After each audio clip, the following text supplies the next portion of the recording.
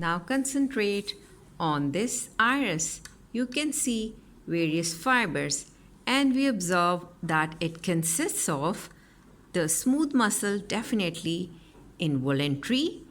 The muscles are arranged in circular fashion, and the radial as well.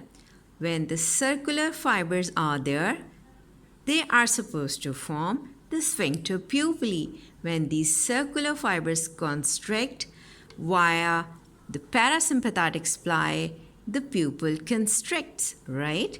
And when the radially arranged fibers are there, they form dilator pupillae. When they contract, your pupil dilates, right? Again, through the autonomic nerve supply, the sympathetic, and your pupil dilates. Remember, fight, flight, and fright, in which your pupil dilates through sympathetic fibers running in the long ciliary nerves, right?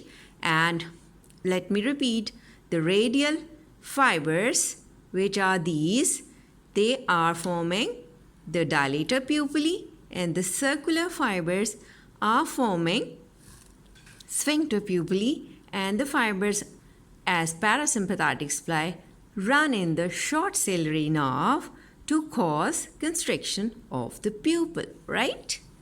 Okay, if I repeat, that was the outer fibrous coat, and of course that was a transparent cornea.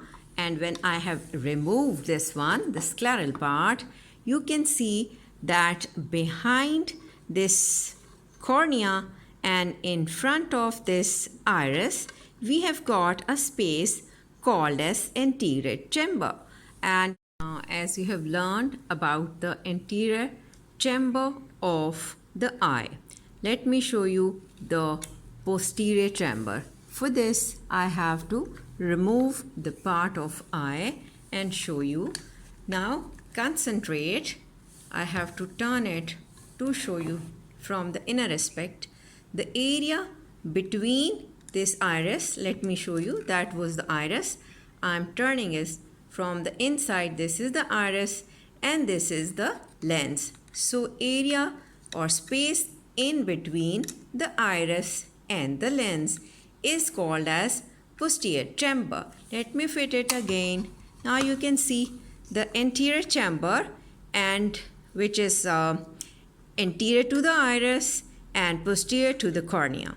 Now concentrate the posterior chamber, which is posterior to the iris and anterior to the lens. This is posterior chamber. These both form the anterior segment of your eye. So we will learn that aqueous humor is its content being produced here in the posterior chamber and comes here in the anterior chamber, and this aqueous humor has to be absorbed in the canal of Schlemm.